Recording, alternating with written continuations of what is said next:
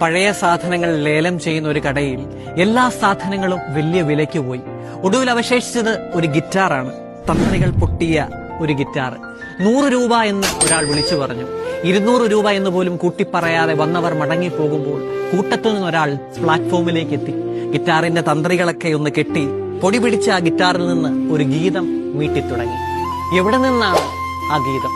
നേരത്തെ ഉപേക്ഷിച്ച അതേ ഗിറ്റാറിൽ നിന്ന് ഗാനം നിലച്ചപ്പോൾ അയാൾ വിളിച്ചു പറഞ്ഞു 1000 രൂപ.